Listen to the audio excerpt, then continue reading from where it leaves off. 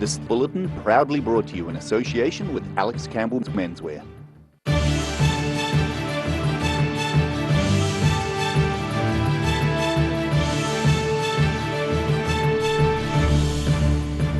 Tonight on The South Today, the government reduces the time gap before people are able to get a Pfizer booster shot against COVID-19. Christchurch residents are fighting to save a local museum as its 109-year-old building lease runs out. And if your sense of direction is intact and you like a challenge, you might want to try getting lost in this corn maze.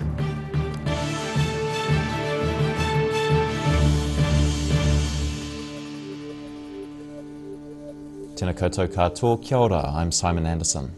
The government has shortened the time before people can get a booster shot following their second dose of the Pfizer COVID-19 vaccine. The minimum gap is being cut from 4 months to 3 from this Friday in a bid to increase coverage as cases of COVID-19 start to move south. From Friday, another million New Zealanders, like Chill's frontman Martin Phillips, will be eligible to get a COVID booster done. The government is cutting the gap between a second shot and a booster jab from 4 months to 3. From this Friday, the 4th of February, if you are aged 18 and over and had your second vaccination at least 3 months ago, you can have your booster dose. It means 2/3 of people over 18 years of age will be eligible for a booster, which the Prime Minister believes should help ease pressure on the health system. Director General of Health Ashley Bloomfield thanked the research group who worked over the weekend on the government advice. He says their science shows the booster shot helps significantly. The good news is that there is clear evidence that with that booster dose of the Pfizer vaccine, that people's protection goes back up to a similar level to what it was for Delta with the 2 doses. And that is well over 90% protection against serious illness or hospitalisation. The shorter interval applies to the Pfizer vaccine, with 1.3 million people having already received a booster shot. New figures from the Ministry of Health show there are now 142 new community cases of COVID-19, with the majority still in Auckland. However, the virus's march south continues, with 3 new cases in Christchurch, bringing the total there to 9 active cases, believed to be the milder Omicron variant. In Dunedin, The South Today.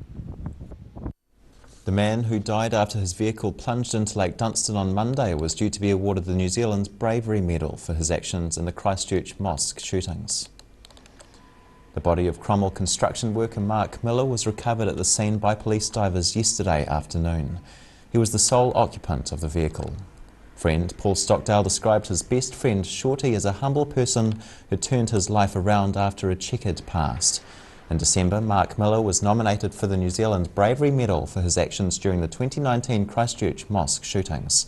He had spent 20 minutes trying to save a man who had been shot at the mosque before going on to help others.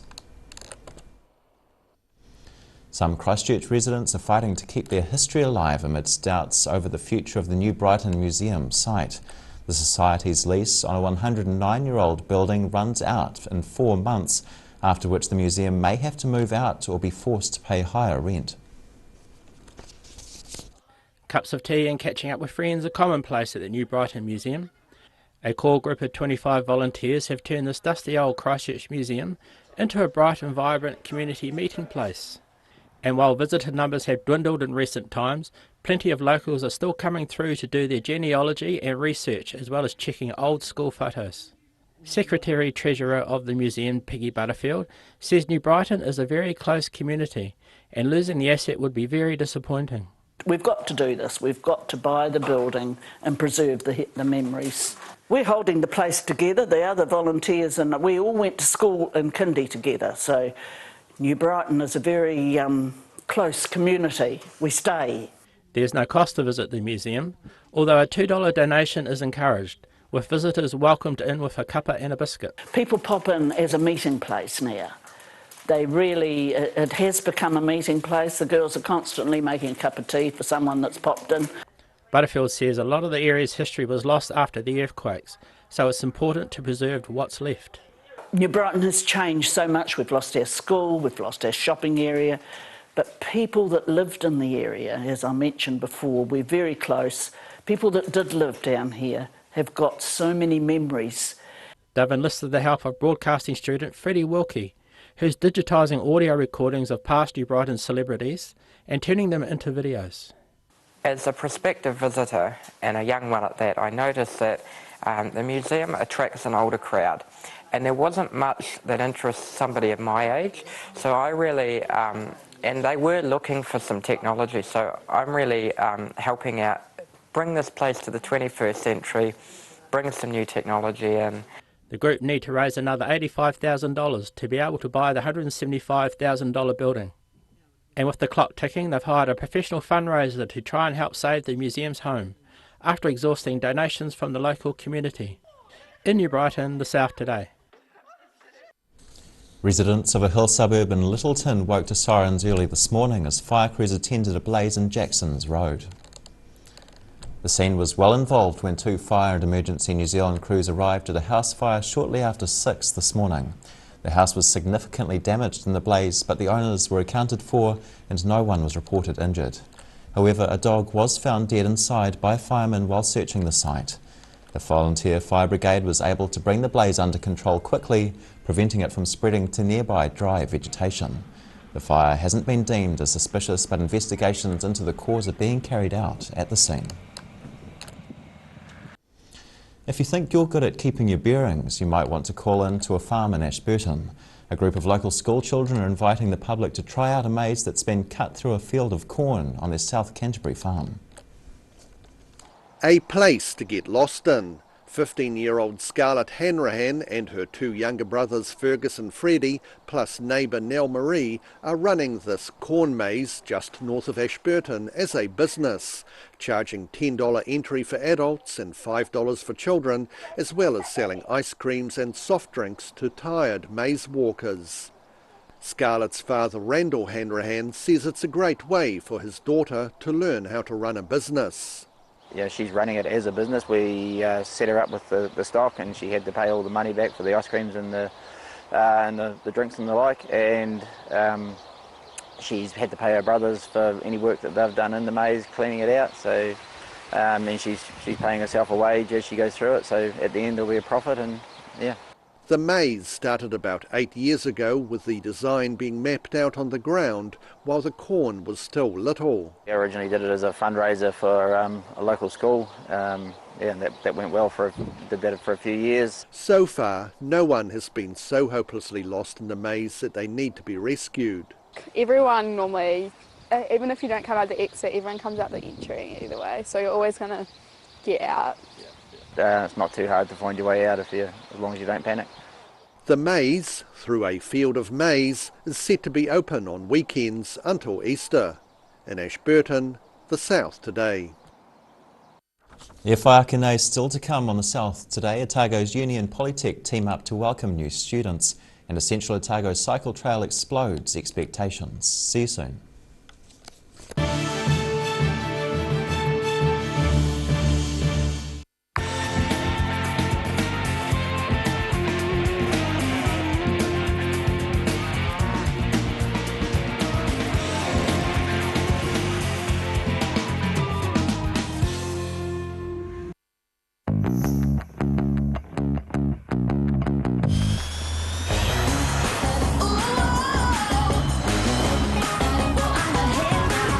Spark your joy with Jazz, the next generation from Honda.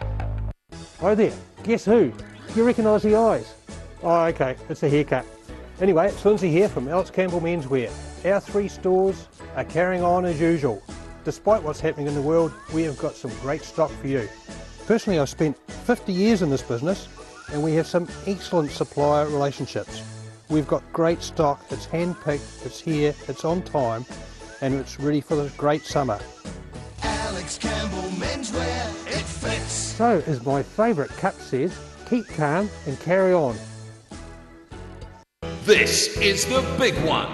It's my mate John's massive annual sale, and he slashed 20 to 80% off absolutely everything store-wide. And my mate John. Hi, we're 80% Otago. Age Concern Otago hosts a multitude of social activities, including intervals.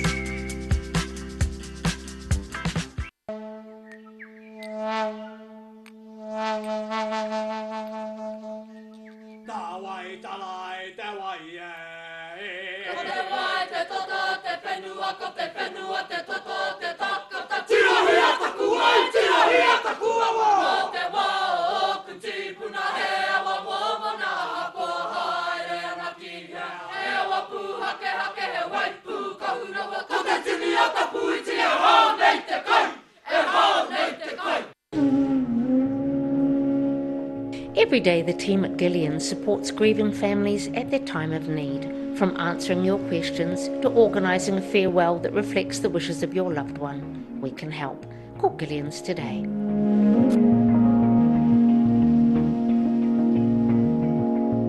If you're at risk of developing melanoma skin cancer, you owe it to yourself to have a mole map. Mole map is coming to your area.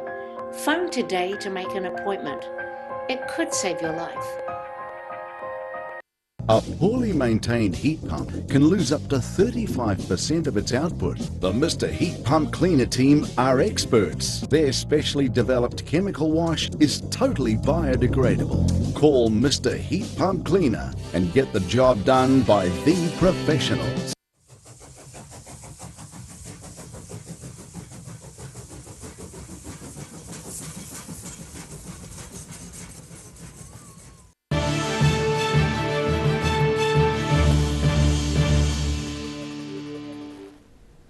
No mai no, welcome back. Otago Polytech is teaming up with Otago University to produce a combined video welcoming students and new staff to the city.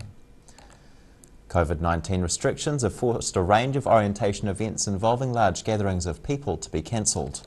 The Polytech and University decided to approach Christchurch-based production company Maui Studios to film and edit a welcome video to introduce staff and students to the institutions. COVID-19 modellers are already warning students are likely to bring Omicron with them when they move south over the coming weeks. Vaccine passes are needed for entry into all university-owned premises, and summer school classes require face masks and ventilation. Love can sometimes light up in the funniest ways. A spark of romance was ignited between two Dunsandale singletons when Luke Bain and Holly Pearce realised they were both volunteer firefighters. Being passionate about community service can sometimes make popping the question a tricky undertaking, leading to some hilarious outcomes. It's 4 years since Selwyn couple Holly Pearce and Luke Bain first met, following a game of Tinder roulette on their phones at a firefighting course. The couple now serve together as part of the Dunsandle Volunteer Fire Brigade and are planning to get married. That's despite Luke's proposal to Holly almost ending in a fire call-out. I had given him his early Christmas presents because he absolutely loves Christmas, or he loves presents. And then he said he had a Christmas present that he wanted to give me. Made me close my eyes. I had turned around. Then he said, right, open your eyes. And he's down on one knee and said, so I bought a ring and had a bit of a, said some lovely words and then asked me to marry him, which naturally, of course, I said yes. And in the meantime, I'd completely forgotten I had Russian fudge on the stove and I managed to burn it. She admits the irony of two firefighters burning something on the stove wouldn't have been lost on their colleagues from the Dunsandle Brigade if it had resulted in a call-out. But it's been a bumpy road for the pair. Just as they got together, COVID forced them apart. I realised that I was going to work and going to be working in a COVID unit, so Luke couldn't live with me because then he was working for City Care Water, which meant he was dealing with the clean water in Christchurch, and also it meant that if he lived with me he couldn't turn out to fire calls, meaning that our brigade would be down 2 firefighters in a small community. After almost 8 weeks apart, the couple were able to reunite. They're now planning on getting married next year. In the meantime, they're enjoying supporting each other in their volunteer roles and professional careers. In Dunsandle, the South today. Members of the Dunedin Senior Chinese Association have celebrated the Chinese New Year with a dance performance in the Octagon. These dancers have been practicing for months for a planned celebration at Dunedin's Chinese Gardens later in February. Those celebrations have now been cancelled due to the red light COVID setting. The Senior Chinese Association wanted to show off their routine for the public, starting the Year of the Tiger in good spirits with a performance in the Octagon instead. Members of the organisation made the green boat costume by hand as COVID-19 has made importing items like this from China more difficult. When the new Lake Dunstan cycle trail opened last May, local tourism experts predicted it could attract up to 8,000 people over the year. However, the Central Otago Trail has proved hugely popular, with more than 6 times that number making use of the scenic cycleway in 2021. The Lake Dunstan cycle and walking trail was years in the making, but it's already been an outstanding success. The 55-kilometre trail finally opened in May of last year, and in its first 8 months of operation attracted an impressive 50,000 cyclists for the year. Central Otago Tourism General Manager Dylan Rushbrook says the numbers have exceeded expectations. In last year's look at the trail, and when we were expecting numbers to come through, we were thinking we might hit 7,000-8,000 people. What we know is from May through to December the trail almost did 50,000 people, which is just phenomenal. It's blown every expectation out of the park. And continuing popularity over the summer season suggests numbers aren't showing any signs of slowing down. Kiwis have fallen in love with bikes again, and fallen in love with exploring their own country, and yeah, why wouldn't you want to be exploring a place like this? Grant Colley, who had stopped with a couple of mates to fix a flat tyre, says he's pleased trail users are helping to contribute to the local economy. I think it's fantastic. It's great for the region, great to bring a few visitors from around the country down here, and I'm sure when international tourists are back that they'll flock to it as well, so yeah, great. The winding trail explores some very rugged terrain alongside Lake Dunstan, with cyclists grateful for the railings which feature on some of the more dramatic corners. I think there's a couple of scary corners, but no, overall hard to beat. And a chance for riders and walkers to enjoy the spectacular scenery. The trail recording its busiest day so far in early January, with 844 users over a single day. In Lake Dunstan, the South Today. After the break on the South Today, we visit a Central Otago archaeological excavation, and we have your late week's weather for you. Hea koko aki nei.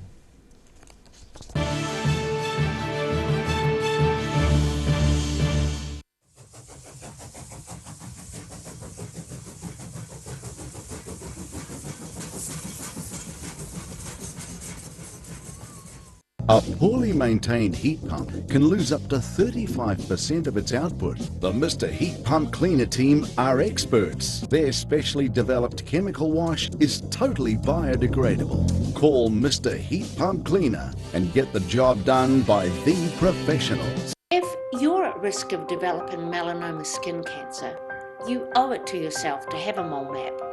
Mole map is coming to your area. Phone today to make an appointment. It could save your life. Livingwell Disability Resource Centre, a not-for-profit charitable organisation and your one-stop shop for information and resources to help you retain independence. We offer a wide range of assistive products from jar openers to mobility scooters and provide assessments for Total Mobility, the half-price taxi scheme. Come and see the friendly team. You'll find us on the corner of George and Bath Streets, ground floor of Burns House. This is the big one. It's my mate John's massive annual sale, and he's slashed 20 to 80% off absolutely everything store-wide. If you need furniture and beds, then get down to John's. He's got it in stock and ready for immediate delivery. Plus you can pay it off interest-free. The big one. On now at John's Furniture Warehouse, Stafford Street. Get that furniture from Stafford Street. And my mate John.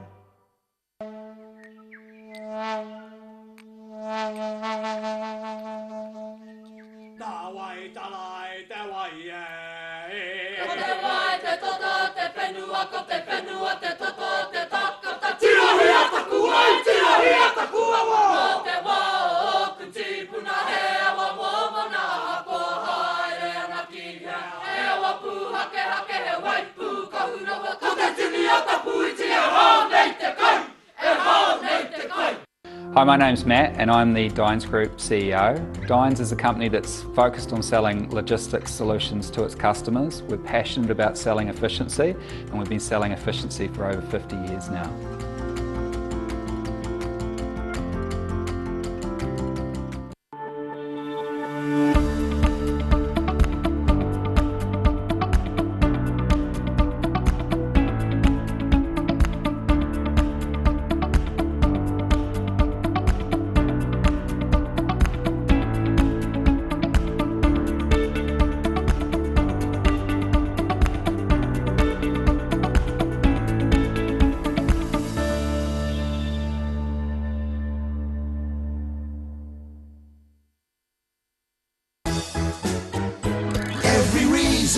coffee season, we're proud to dress the region. Alex Campbell Menswear, it fits.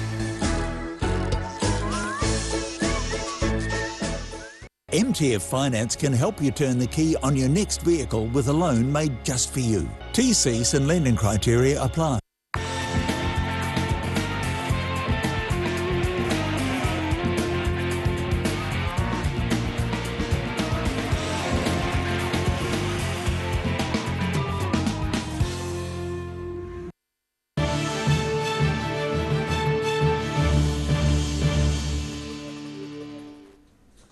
Hoki mai noa.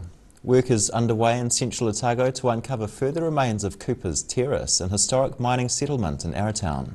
Archaeological artist Jan Morrison has been visiting the site for more than 10 years, clearing vegetation, and is now reaching out for some help.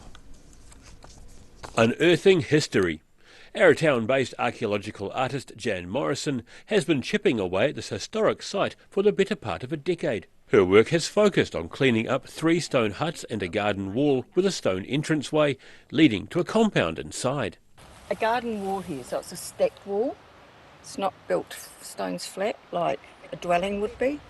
So we've got a garden wall that's been identified with historical photos from the archives, so we know what it is. And about here, it becomes this elaborate and very unusual entranceway. Now she's been granted new archaeological authority to dig at the site, supervised by Dunedin-based archaeologist Shah Bryden.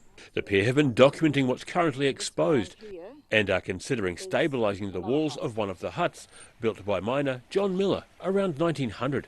And it's so striking that, well, one of my little dreams is to have that restored. So it's standing up here. People can look down on it from the walking track. She's been happy to see interest in the site from passers-by, including some who have skills like stone masonry, which could be helpful to the project in the future. Along with clearing vegetation, Morrison's also been using her skills to map out the area. So we're flanked by the pipeline, the walking track on the right, and the road on the left, and we've got this long, narrow area where there is a 13 metres of garden wall that then turns to an entranceway with a hut in front of it, which I've started to draw now. That's why I've got my grid line set up. She's hosting a working bee this Sunday morning and is encouraging interested helpers to come and join them with their pruning saws and loppers. The aim is to clear more vegetation nearby, where more historic structures lie. And Morrison has also started a Give a Little page to help fund the work, helping to preserve this piece of New Zealand's history. In Arrowtown, the South Today. And now recapping tonight's top stories on the South Today. The government has reduced the time gap before people are able to get a Pfizer booster shot against COVID-19 down to 3 months. A group of Christchurch residents are fighting to save an historic New Brighton museum as its 109-year-old building lease runs out. And if your sense of direction is intact and you like a challenge, you might want to try getting lost in this South Canterbury corn maze.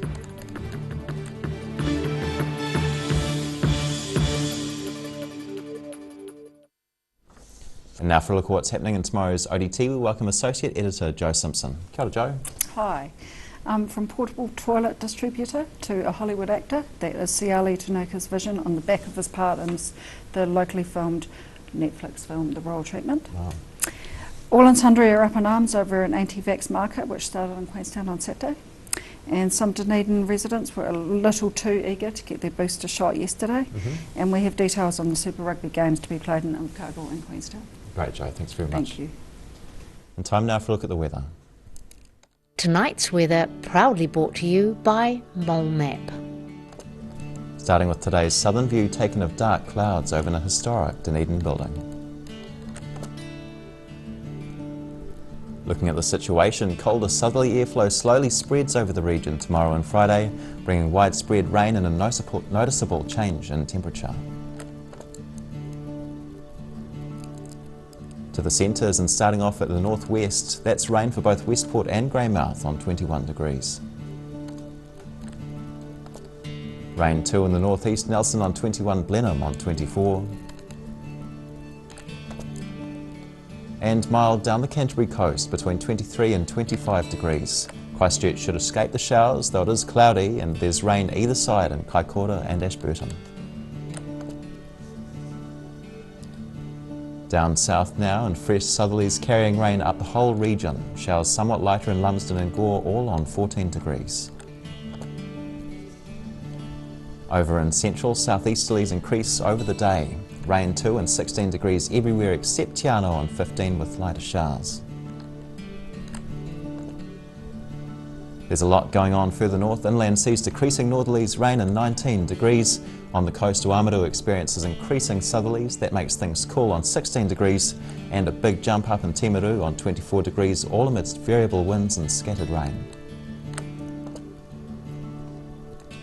In Dunedin, periods of rain tonight with gusty southerlies developing and an overnight low of 14. Becoming much colder tomorrow and Friday with moderate to fresh southerly winds. Overcast too with periods of rain both days. A high of 14 tomorrow with a low of 12 and just 13 on Friday with a low of 11 degrees. And in Invercargill, rain and southeasterly winds tonight with an overnight low of 14. On Thursday, southerly winds bring the cold here too, cloudy with a high of 14 and a low of 11. And early showers and wind on Friday, clear over the day, a high of 13 and a low of 10 degrees.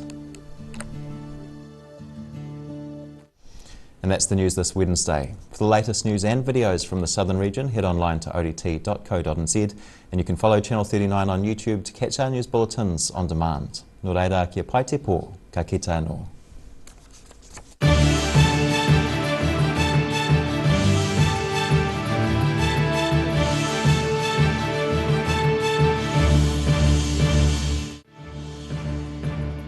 This bulletin proudly brought to you in association with Alex Campbell's Menswear. Public interest journalism funded through New Zealand On Air.